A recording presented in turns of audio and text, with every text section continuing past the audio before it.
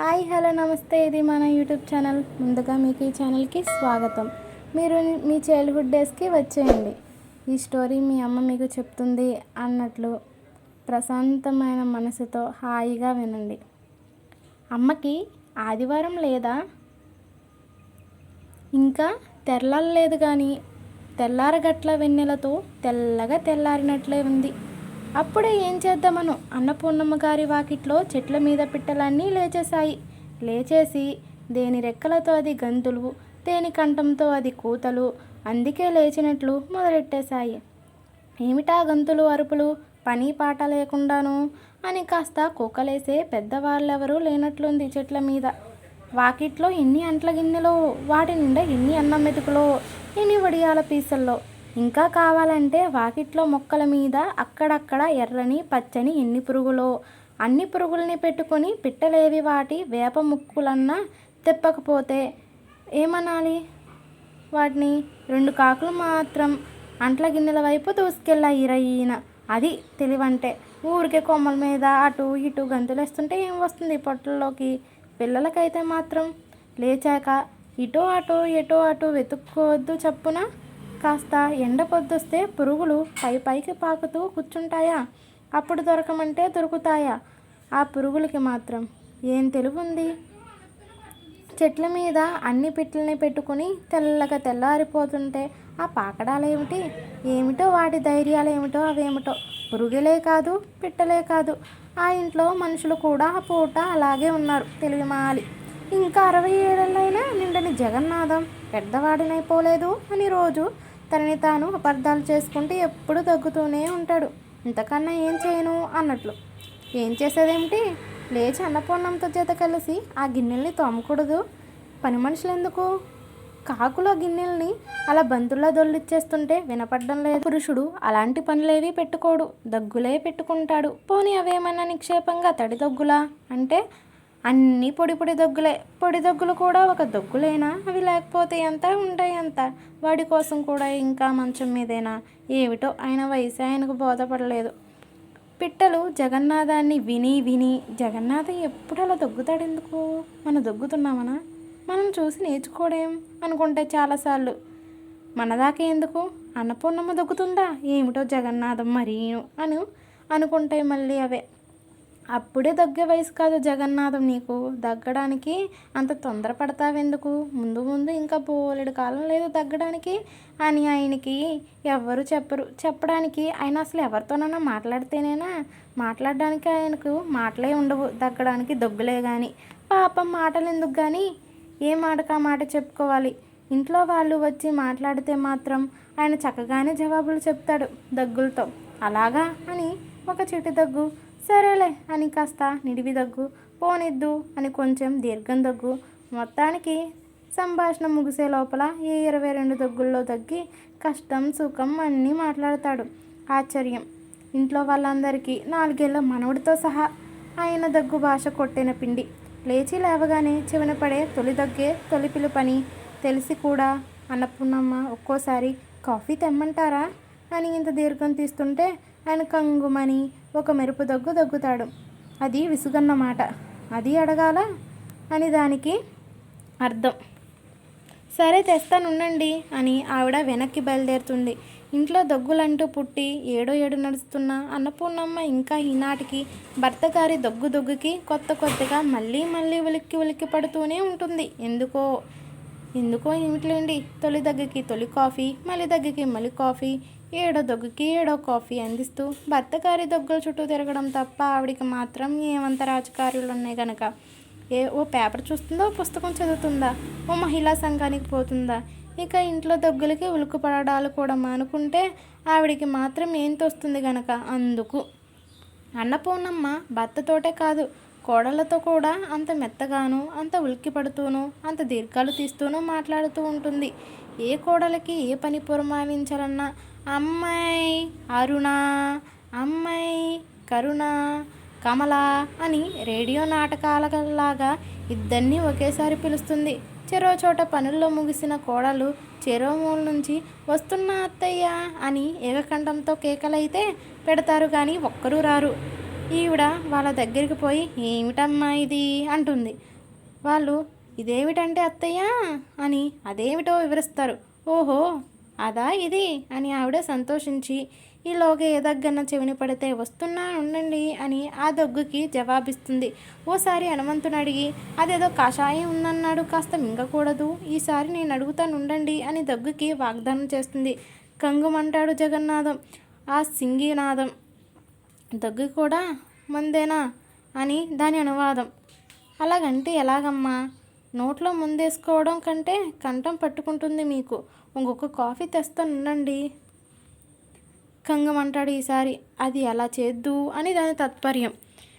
ఈ తెల్లారగట్ల కూడా జగన్నాథం పిట్టలతో పాటే లేచి ఒకళ్ళ జోలికి శొంఠికి పోకుండా తన దగ్గులేవో తను దగ్గుకుంటాడు. ఇక పిట్లన్నీ గూళ్ళకి చేరేదాకా అది అలా సాగవలసిందే. పైసా ఖర్చులేని బ్యాక్గ్రౌండ్ మ్యూజిక్ మన ఇంట్లో అంటూ ఉంటాడు రెండో కొడుకు వాసు. ఏడుసావులే పెద్ద చిన్న లేదా అని పెద్దవాడు ప్రసాదు తన పెద్దరికం ప్రదర్శించుకోబోతాడు తమ్ముడు ముందు. పెద్ద చిన్న ఉంటుంది లేవోయ్, పెద్ద దొగ్గికి చిన్న దొగ్గికి తేడా నాకు తెలుసులే అని చిన్నవాడు పెద్దవాడు పోవోయ్ అనేస్తాడు.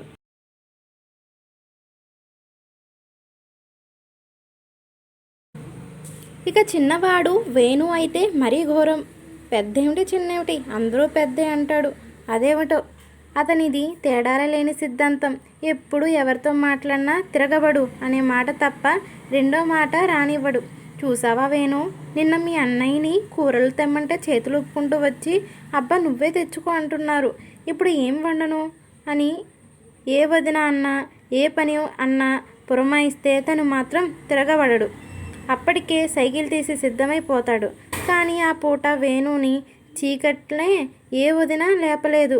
25 నిండిన అరుణ కొంచెం పొట్టి కొంచెం బొద్దు, పొట్టి చేతుల జాకెట్ల మీద తల అద్దాలు, చీర అంచుల నిండా జిగ్ జిగ్ ఎంబ్రాయిడరీలు ఇష్టం. అద్దాలు పూసలు తనే ఓపిగ్గా కుట్టుకుంటుంది. చీకటినే లేచి లేవగానే మొహం కడగగానే ఇంత కుంకుమ తీసి నుదుటికి అద్దేస్తుంది. అటెనక దొడ్లో చెట్ల వెంట తిరిగి బంతి పువ్వో మందార పువ్వో ఆఖరికి కనకరంబ్రమైన సరే ఏదో ఒకటి సంపాదించి జడపాయిలో దోపేస్తుంది. ఆ 2 కార్యాలు ముగిస్తే తప్ప వంటింట్లో కాలు పెట్టదు. ఆ పూట ఆ కార్యాలు 2 ఎప్పుడో ముగిశాయి. కానీ వంటింటి ఛాయలకు పోకుండా ఇంకా వీధి వాకిట్లోనే తచ్చాడుతుంది. ఇంకా 25 నిండని కమల కొంచెం పొడుగు కొంచెం బక్క, తోడికోడల్లాగా తలషోకు గుడ్ల షోకు చూసుకోదు. అసలు కమల పూర్తి పేరు వేలుముడి కమల. ఇంట్లో వాళ్ళు కానీ ఇరుగు పొరుగు వాళ్ళు కానీ కమలని వేలుముడితో తప్ప ఇంకో రకం కురుల అలంకారంతో చూసి ఉండరు. లేస్తే వేలుముడి, కూర్చుంటే వేలుముడి, స్నానానికి పోతూ గట్టి వేలుముడి, వచ్చాక వదురు వేలుముడి. ఆఫీస్కి పోయే ముందు ఎలాగో 2 పాయలు పైన అల్లుతుంది. మళ్ళీ ఆఫీస్లో మధ్యలో చేతులు 2 పైకెత్తేసి జడని కాస్త వేలుముడిలోకి తిప్పేస్తుంది. అసలు ఇన్ని మాటలు ఎందుకు? పెళ్లి చూపులప్పుడు కమల మొహంలో సిరులు కలలు వాసు సిగ్గుగా చూస్తూ ఉండగానే కమల అటు ఇటు కదిలి జడని ముడిపెట్టేస్తుంది. ఆ వేలుముడి కమల ఆ చీకటిని తలనున్నగా దువ్వి వాళ్ళు జడ వేసుకుంటుంది. పరమాశ్చర్యంగా చూస్తే తప్ప ఎవరూ నమ్మరు. తోటి కోడలు తప్ప ఎవరు ఇంకా చూడలేదు. పొడి దగ్గులు చెవుల్లోకి పడి అన్నపూర్ణమ్మ కంగారు పడుతూ ఆ చీకటిని లేచిపోయి అమ్మాయి అరుణ అని ఎందుకో పెద్ద కోడల్ని మాత్రమే పిలిచి పాలు వచ్చేసాయేమో చూడమ్మా, మావయ్యకి దగ్గొస్తుంది, వేడిగా కొంచెం కాఫీ ఇస్తాను అని మంచం దిగేదాకా దీర్ఘం తీసింది. ఎప్పుడో వచ్చేసాయి అత్తయ్య, ఇదిగో అక్కడే ఉన్నాయి, పేపర్ కూడా వచ్చేసింది అని సరిగ్గా ఆ మాటలు ఎప్పుడు చెప్పుదామా అని ఎదురు చూస్తున్నట్లు చురుగ్గాను కరుగ్గాను ఉత్సాహంగాను అరిచింది అరుణ. ఎప్పుడో వచ్చేస్తే లోపలికి తీసుకురాకుండా ఏం చేస్తున్నావు అని దీర్ఘం తీసి సరేలే తొందరగా పట్టుకురా, ముందు ఒక సంచి గిన్నెలోకి తీసి ఇయ్యి అని అన్నపూర్ణమ్మ ముందుగా కోడలికి పని పురమాయించింది. కానీ కోడలు ఒక నవ్వు నవ్వింది. భలేవారే అత్తయ్య, ఇవాళ ఆదివారం కదూ అని ఇంకో నవ్వు నవ్వింది. ఆదివారం అయితే పాలు లోపలికి తెమ్మంటే ఆదివారం కదూ ఏమిటి అని అన్నపూర్ణమ్మ విచిత్రం పోయింది. ఆదివారం ఇంట్లో ఆడవాళ్ళందరికీ సెలవు కదా అత్తయ్య అని కోడలు మళ్ళీ నవ్వింది. ఆదివారం ఆడవాళ్ళకు సెలవా? సెలవేమిటి? ఎవరిస్తారు? అత్తగారు తికమక పడింది. ఒకరిచ్చేదేమిటి? మనమే తీసుకుంటాం అని కోడలు పౌరుషపడి, ఇవాళ మనం ఏ పని చేయక్కర్లేదు అత్తయ్య. రాత్రి అనుకున్నదంతా మర్చిపోయారా ఏమిటి అని ఆ అనుకున్నదేమిటో గుర్తు చేసింది. రాత్రి ఏదో నవ్వులాటకే అన్నారనుకున్నానే. నిజంగా సెలవేమిటి? నవ్వుతాలేం కాదు, ఆషామైషి అనుకుంటున్నారు ఏమిటి? ఇంట్లో ఆడవాళ్ళు నలుగురం కదా, ఇవాళ మన నలుగురికి నిజంగా సెలవే. మీ అబ్బాయిని లేపండి, వాళ్ళే తెచ్చుకుంటారు పాలు సంచులు లోపలికి అని సెలవు దినం ఎలా ప్రారంభం అవ్వాలో కోడలు వివరించింది. అత్తగారు ఇంకా నమ్మలేనట్లు, ఇవాళ ఆడవాళ్ళకి సెలవా? పనులన్నీ మగవాళ్ళే చేసుకుంటారా? మరి ఒకవేళ వాళ్ళు చేయకపోతేనమ్మా అని సందేహం ప్రకటించింది. మీరు మరీను అత్తయ్య ఎందుకు చేయరు? మనకి సెలవైతే వాళ్ళు చెయ్యొద్దు గవర్నమెంట్ రూల్ అనుకున్నారా? ఆషామైషి అనుకున్నారా? ఏం మన రోజు చేయట్లేదు, వారానికి ఒక్కరోజు వాళ్ళు చేయలేరు అని కోడలు ప్రశ్న మీద ప్రశ్న గుప్పించింది. అత్తగారికి అప్పటికే గ్రహింపైంది. అయ్యో ఇదేం చూద్దామమ్మా, ఇలాంటి విడ్డూరాలు పుట్టిస్తున్నారు. ఆ గవర్నమెంటు వాళ్ళకేం పుట్టింది? వాళ్ళకి మగపిల్లలు లేరు, ఇప్పుడు మగాళ్ళు లేచి పనులు చేస్తారా? అవ్వా అని బుగ్గలు నొక్కుని వాటిని అలాగే బంధించి పట్టుకుంది. కోడలు నవ్వి, అవ్వా అంటారేమిటి అత్తయ్య? ఆడవాళ్ళ కోసం గవర్నమెంట్ ఎంత బాగా ఆలోచిస్తుందో అర్థం చేసుకోరేం? మన కోసం చట్టం వచ్చేస్తుంది, సంతోషిస్తామా? అవ్వా అన్వా అని బుగ్గలు నొక్కుని మొఖాలు పొడి చేసుకుంటామా? చెప్పండి అని సూటిగా ప్రశ్న వేసింది. ఇంతకీ అదేదో ఆ చట్టం ఏదో వచ్చేసిందా? ఇంకా రేపో మాపో వస్తుందా? వచ్చేసి ఉంటుంది, ఇవాళ వచ్చేసినట్లే. ఇంత చీకట్లో ఏం వస్తుంది కానీ చట్టం వాళ్ళు మాత్రం లేవద్దు. ఈలోగా ఒక్కసారి ఆ పాలపట్ల లోపల తెచ్చేద్దు అమ్మా, మంచిదానివి కానీ. అయ్యో అత్తయ్య, అర్థం చేసుకోరేం? రోజు ఈ పనులని మనమే ఎందుకు చేయాలి? మగవాళ్ళందరికీ సెలవులు ఉంటాయి కదా, మరి మనకు మాత్రం ఉండొద్దు? లేపండి మీ అబ్బాయిల్ని, పాలు వాళ్ళే తెచ్చుకుంటారు లోపలికి. అయ్యయ్యో, ఎప్పుడు చీకటినే లేచి పనులన్నీ చేసుకునేదానివి, గోవులాంటి మనిషివి, చెప్తే వినేలాగా లేవు. కమలనన్నా పిలుస్తాను. అమ్మాయి కమలా, ఒక్కసారి లేచిరా అమ్మా, మళ్ళీ పడుకుందువు కానీ. ఆ కుర్రాడు ఎక్కడో గేటు దగ్గర పారేసిపోతాడు సంచులు, ఏ కుక్కలు లాక్కపోతాయో ఏమో. కమలా, లేస్తున్నావా? వస్తున్నా అత్తయ్య, ఎప్పుడో లేచాను. ఏటో పలికింది కమల. లేచే ఉన్నావా? అప్పుడే ఎందుకు లేచావు? ఏం చేస్తున్నావు? పేపర్ చదువుకుంటున్నాను అత్తయ్య. అయ్యో, పొద్దున్నే పేపర్లు పెట్టి కూర్చుంటే ఎలాగమ్మా? అత్తగారే కోడల దగ్గరికి నడిచి కోడల్ని చూడగానే మొదట తెల్లబోయి తర్వాత సంతోషిస్తూ, తలెప్పుడు దువ్వుకున్నావో, ఎంత బాగుందో చూడు జడల్లుకుంటే, ఇవాళ నీ బుర్రలో పురుగెలా తిరిగింది అని నవ్వు మోముతో చూస్తుంది.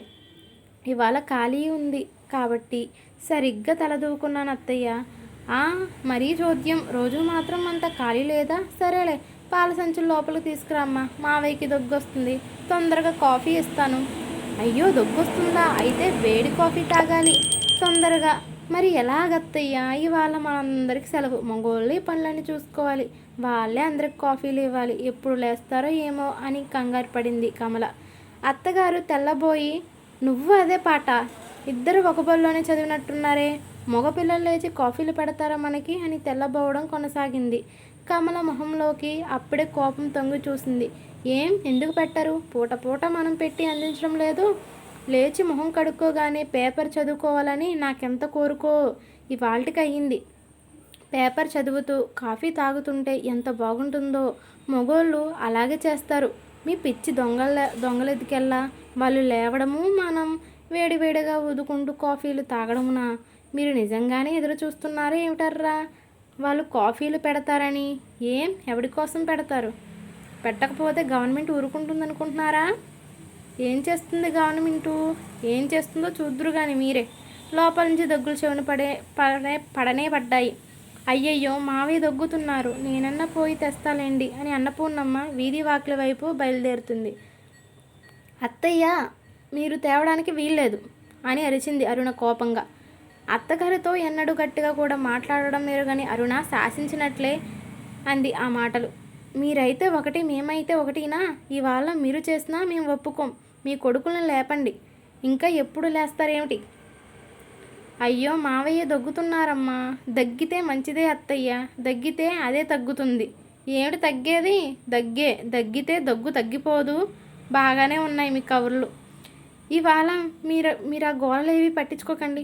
తొందరగా కడుక్కురండి, కబుర్లు చెప్పుకుందాం. లేకపోతే ఏ పచ్చీసు ఆడుకుందాం. ఆయన దగ్గుతుంటే మనం పచ్చీసు ఆడుకుందామా? దగ్గు వినపడకుండానా? దానికి మనమేం చేస్తాం? మీ కొడుకులకు ఉండాలి ఆ శ్రద్ధ. అత్తగారిని తమతో కూడగట్టుకోకపోతే లాభం లేదని కమలకి అప్పుడే అర్థమైంది. అత్తగారికి నచ్చ చెప్పే దూరంలో కంఠం తగ్గించి గుసగుసలాడింది. అత్తయ్య, ఇది మన మంచికే. ఆడవాళ్ళందరూ ఒక కట్టుగా ఉండాలి. అదే మనకి బలం. మీరు చిన్నతనం నుంచి ఇంట్లో పనులన్నీ చేస్తూనే ఉన్నారు కదా. ఒక్కరోజన్నా మావయ్య కానీ మీ కొడుకులు కానీ మీకు సాయం చేశారా చెప్పండి? వేణు కొంచెం నయమే కానీ మరి మిగతా వాళ్ళు మీకేం చేశారు?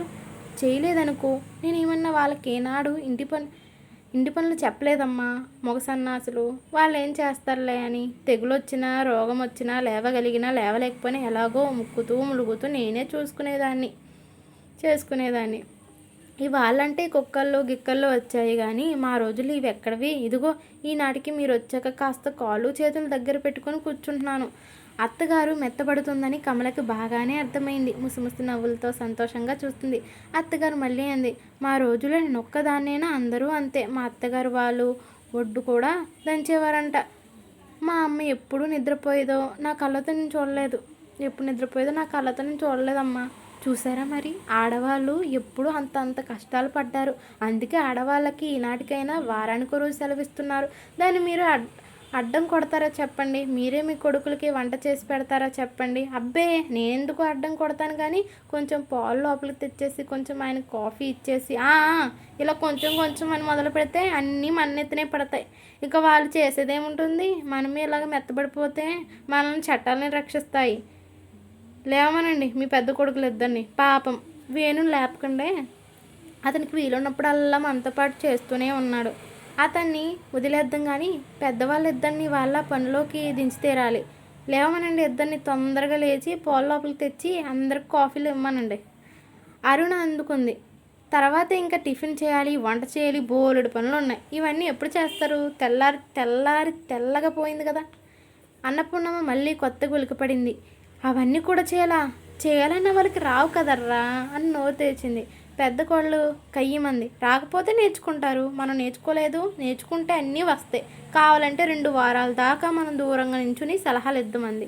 అన్నపూర్ణమ్మకి ఎందుకో నచ్చలేదు. మళ్ళీ మొదటికొచ్చింది. ఏమిటో ఈ చట్టాలు చట్టబండలును. ఇంకి పెళ్ళి సుబ్బిసావుకు వచ్చిందని వాళ్ళు లేవరు, మనకి వంట చేసి పెట్టను, ఇక తిన్నట్టే, ఎవరన్నా వింటే నవ్వుతారు అని తనే నవ్వింది తాపీగా. కమలకి అత్తగారి మీద బాగా కోపం వచ్చింది. ఎవరన్నా కాదు, మొగోళ్ళు ఒక్కలాగే నవ్వుతారు. వాళ్ళు నవ్వుతే మనకేం లెక్క? గవర్నమెంట్ మన పక్షాన ఉంది అంది. ఆయన అత్తయ్యగారు సపోర్టు ఎంత తప్పనిసరో కమలకి మళ్ళీ గుర్తొచ్చింది. బతిమిలాటలోకి దిగింది హఠాత్తుగా. మా మాట వినండి అత్తయ్య, చక్కగా కూర్చోండి, పేపర్ చదివి వినిపిస్తాను. ఆహా, ఎంత తీరిగ్గా ఉంది ఈ పూట. ఇవాళ నేను ఎవరికి ఓటేయలేదు కానీ ఈసారి ఎన్నికలు వస్తే గవర్నమెంట్కి ఓటేస్తాను. ఆడవాళ్ళందరూ వీళ్ళకే ఓటేయాలి సుమా. మరి చదవనా? వినండి అని పేపర్ పట్టణం మొదలుపెట్టింది. మద్రాసులో స్వల్ప భూకంపం. నిన్న అర్ధరాత్రి మద్రాసులో భూమి స్వల్పంగా కంపించింది. ఈ కంపనాలు అటు ఇటు ఎటైనా పాకవచ్చని శాస్త్రజ్ఞులు భావిస్తున్నారు. అయ్యో పాపం, పొద్దున్నే ఇదేం కబురే పాపం, ఎవరన్నా చచ్చిపోయారేమిటమ్మా పాపం. అత్తయ్యకి మరీ జాలి అని నవ్వింది కమల. లేదులేండి అత్తయ్య అని అత్తగారికి ధైర్యం చెప్పి మళ్ళీ చదవడం ప్రారంభించింది. జన నష్టం కానీ ఆస్తి నష్టం కానీ జరగలేదు. కొంచెం కిటికీ తలుపులు డబడబ కొట్టుకున్నాయి. పోనీలెమ్మ అని అత్తగారు చాలా సంతోషించింది. లేచేపాటికి కాళ్ళు చేతులు అవి విరిగి ఉంటే లేచి చూసుకొని ఉసూరుమంటారు. ఎవరు చచ్చిపోకుండా, ఇళ్ళన్నీ పడిపోకుండా పెద్ద పెద్ద భూకంపాలు వస్తే చూడ్డానికి కూడా సరదాగా ఉండదు. అవును కమల, నాకు తెలియకడుగుతాను. పొలాల్లో భూకంపం వస్తుందనుకో, పొలం విచ్చుకుంటుంది కదా, అప్పుడు మన పగుల్లోంచి లోపలికి చూస్తే లోపల ఏం కనిపిస్తుందంటావు? పాతాళంలో యమధర్మరాజు వాళ్ళు అటు ఇటు తిరుగుతూ కనపడతారేమో. ఏం అవన్నీ కట్టుకథలత్తయ్యా. అక్కడ కూడా మట్టి నీళ్ళే ఉంటాయి, మహా అయితే కప్పలుంటాయి అటు ఇటు దూకుతూ. ఛ, అంతేనా? మరి అక్కడ పాతాళం నరకం అది ఇది అంటారేం అని అత్తగారు విస్తుపోతుంటే లోపల లోపల నుంచి దగ్గులు. వాడితో పాటే పూర్ణ అని ఓ కేక. కాఫీ తెస్తానని వెళ్ళావు, పొద్దున్నే పాతాళాలు నరకాలు ఏమిటి, బాగానే చూపిస్తున్నావు నరకం ఇక్కడ అని నిష్ఠూరాలు. మళ్ళీ కంగులు. అయ్యయ్యో నా మతి మండ. ఏమిటో భూకంపం అంటే సరదా పడి కమల తొందరగా పాలు తెచ్చి అమ్మా, మీ అప్పగారు ఎటు పోయిందో నువ్వన నా మాట విందు తల్లి అని అత్తగారు కోడల్ని మళ్ళీ బతిమాలింది. కమల మళ్ళీ ఓర్పుని ఆశ్రయించవలసి వచ్చింది. మళ్ళీ మొదటికి వస్తారేమిటి అత్తయ్య, ఇవాళ మనకు సెలవు అని అర్ధరాత్రి దాకా గుర్తు పెట్టుకోండి. మళ్ళీ మనం పనుల్లోకి దిగేది రేపు పొద్దుటనే. నేను పిలుస్తానుండండి వాళ్ళని. వేణు నువ్వు లేవద్దు కానీ మీ అన్నగారిని ఇద్దరిని లేవమను. ఎంత తెల్లారిపోయిందో తెలుసా? రోజులాగా ఆదివారాలు కూడా 8 గంటల దాకా పవలించే కాలం పోయిందని చెప్పు. మావయ్య దగ్గుతో ఊపిరాడక అల్లాడిపోతున్నారు. లేవండి తొందరగా. అక్కయ్య బావగారిని తొందరగా లేవమను అని కమల పెద్ద పెద్ద కేకలు వేస్తుంది. రేఖ కళ్ళు నులుముకుంటూ లేచి వచ్చింది. అన్నపూర్ణమ్మలాగే మహామెత్తని కుదురైన పిల్ల రేఖ. ఏమిటి వదిన పొద్దున్నే హడావిడి చేస్తున్నారు అంటే ఇంకా నిద్రమొత్తులో మెట్ల మీద కూర్చుంది. నువ్వు ఇప్పుడే ఎందుకు లేచావు? ఇవాళ ఆడవాళ్ళకి సెలవేగా. మీ అన్నల ఇద్దరిని లేపేసి ఇంక కాసేపు పడుకో. వాళ్ళు టిఫిన్ చేసేటప్పుడు లేపుతాంలే నిన్ను అని కమల ఆడబిడ్డని ఇంకా నిద్రపోమ్మని ప్రోత్సహించింది. రేఖ బాగా తెరుచుకుని ఏమిటి వదిన మరీను, నిన్ను ఏదో సరదాగా అనుకున్నాం కానీ అని నవ్వింది. సరదా ఏమిటి సరదా, మేము నిజంగానే అనుకున్నాం. నీకేం తెలుస్తుంది మా కష్టం. అన్నీ అమిచ్చి పెడితే వేల పట్టుకు తినేసి కాలేజీకి పోయేదానివి. నీకు అర్థం కాదులే. అప్పుడే బయట ఉద్యోగం చేస్తున్నా ఇంట్లో పనులన్నీ నేనే చేయాలి. నీ అన్న ఏనాడన్నా ఇక్కడ పుల్ల తీసి అక్కడ పెట్టాడా? ఇవాళకి కదా మా కష్టం గవర్నమెంట్ కనిపెట్టింది. వెళ్ళి అన్నల్ని లేపుదు. ఒకరు కాఫీ పెడుతుంటే ఒకరు ఉప్మాయో ఒకరు ఏదో ఒకటి చేస్తారు. చూడు పాల ప్యాకెట్లు ఇంకా అక్కడే పడి ఏడుస్తున్నాయి. అయ్యో ఇంకా లోపల తేలేదా? నేను తెస్తా ఉండు అని రేఖ చెంగుని లేచింది. రేఖ అని కమల కోపం ప్రదర్శించింది. నువ్వు తేవడానికి వీల్లేదు. ఆడవాళ్ళందరం ఒక కట్టుగా ఉండాలి. ఇవాళ పనులన్నీ మగవాళ్ళు చేయాలి, తెలిసిందా? అవుననుకో వదిన, నాన్నకి తొందరగా కాఫీ కావాలి కదా. అందుకే మరి మీ అన్నలు తొందరగా లేస్తే సమస్య తీరిపోతుంది. అరుణ లోపల నుంచి సంబరంగా కమల మీ బావగారు లేచిపోతున్నారే అని కేక పెట్టింది. వేణు కూడా లేచి వచ్చాడు. వదినలిద్దరూ పోరాటం నిజంగానే మొదలు పెట్టేశారా అని కులాసాగా నవ్వాడు. ఏం నిజం కాక ఒకరొచ్చి సరదాకా అంటారు, ఇంకొకరు వచ్చి నిజంగానా అంటారు. అంతా వెటకారంగా ఉందా మా సెలవు రోజంటే మీకు అని మొహం చిట్లిచ్చింది కమల. వెటకారం కాదు కానీ ఈ చట్టాలు మీరెంత నమ్ముతున్నారో కదా అని జాలిగా ఉంది అని ఈసారి జాలిగా నవ్వాడు వేణు.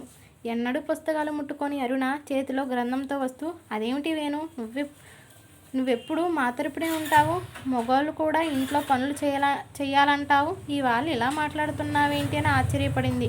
పెద్దొదిన నీకెన్నిసార్లు చెప్పాను, చిన్న వదినలాగా నువ్వు కూడా ఉద్యోగం చేయాలని. బయటికి వెళ్ళడం అంటేనే పడదు నీకు. ఇది మరీ బాగుంది. కమల అంటే చదువుకుంది కాబట్టి ఉద్యోగం సంపాదించుకుంది. నా వానాకాలం చదువుకి నేనేం చేస్తాను బయటకు పోయి? నీ చదువుతో కూడా బోలెడు పనులు చేయవచ్చు. సొంత సంపాదన లేకపోతే ఈ హక్కులు సెలవులు ఇవన్నీ ఏమిటి? నువ్వు మగాడివే లేదు. ఆడవాళ్ళ సెలవు అంటే మొగళ్ళు ఎవ్వరికి నచ్చదులే అని మొహం తిప్పేసింది అరుణ. బాగా చెప్పావు అని కమల కూడా తల తిప్పేసింది. ఇప్పటికి లేచి వచ్చాడు కమల భర్త గారు. పొద్దున్నుంచి ఒకటే గొడవ. ఇలా నుంచున్నారు ఏమిటో, ఫోటో కోసం నించున్నట్లు అందరూ అని అందరిని ఎగాడిగా చూస్తూ కమల వాళ్ళు జడ చూసి నోరు తెరిచాడు. అరుణ భర్త గారు తువ్వాలతో మొహం తుడుచుకుంటూ వచ్చి, అరుణ కొంపలు మునిగినట్లు ఎందుకంట తొందరగా లేసేసావు? ఏకంగా మొహం కడుక్కొని వచ్చేసాలే. కాఫీ అయిందా? తీసుకురా తొందరగా అని ఆజ్ఞాపించి తువ్వాలతో మళ్ళీ మొహం శుద్ధి కార్యక్రమంలో పడ్డాడు. అహహహ అంటూ చెల్లెలు తమ్ముడు పెద్ద కంఠాలతో నవ్వారు. ఏం పాలు రాలేదా ఇంకా అని సందేహించాడు ప్రసాద్. తల్లిగారు అందుకుంది. ఏం శాస్త్రం చెప్పినట్లుంది, పాలొచ్చి గంటసేపైంది నాయన. లోపలికి తిండర్రా అంటే వాళ్ళు తేరట, నన్ను తేనివ్వరట.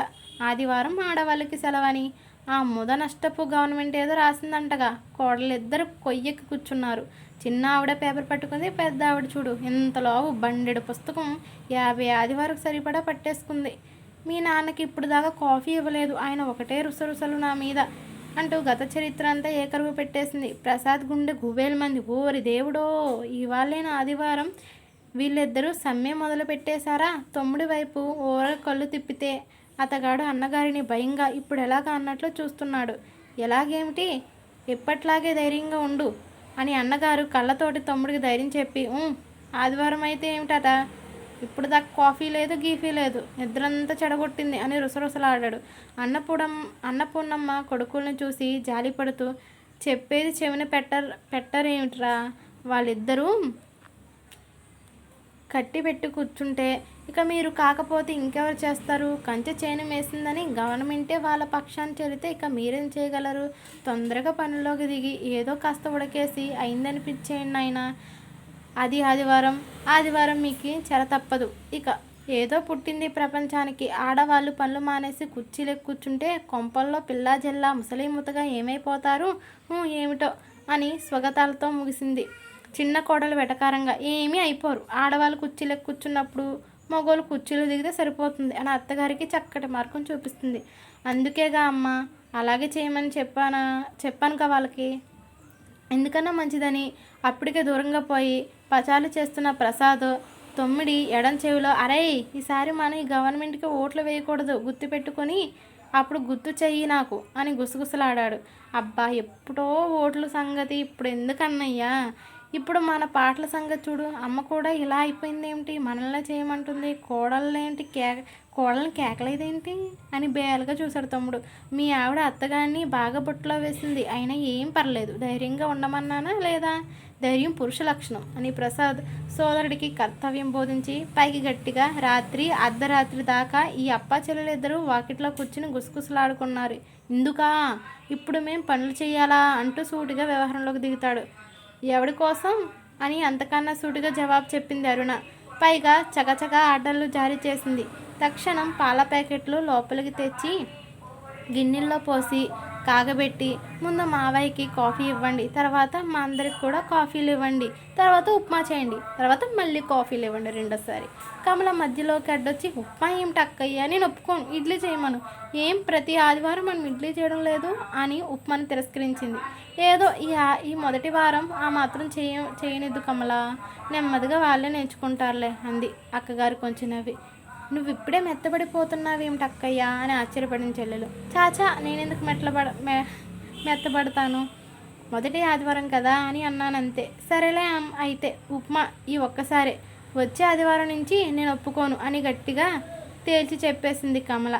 అరుణ మళ్ళీ ఆజ్ఞలు సాగించింది. ఆ టిఫిన్ తర్వాత కూరలు పని మొదలు పెట్టండి.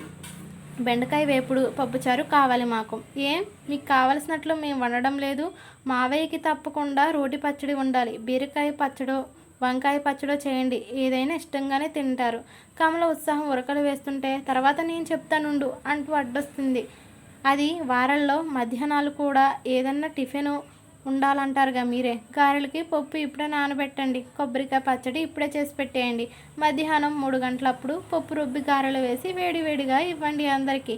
కమలకి అరుణ అడ్డొచ్చి, సాయంత్రం వంట సంగతి అప్పుడు చెప్తాలేండి, ఇప్పుడు చెప్తే మర్చిపోతారు, బట్టల సంగతి మిగతా స్టోరీ పార్ట్ 2లో చూద్దాం. ఈ స్టోరీని ఫాలో అవ్వడానికి మన ఛానల్ని సబ్స్క్రైబ్ చేయండి. ధన్యవాదాలు. Thank you.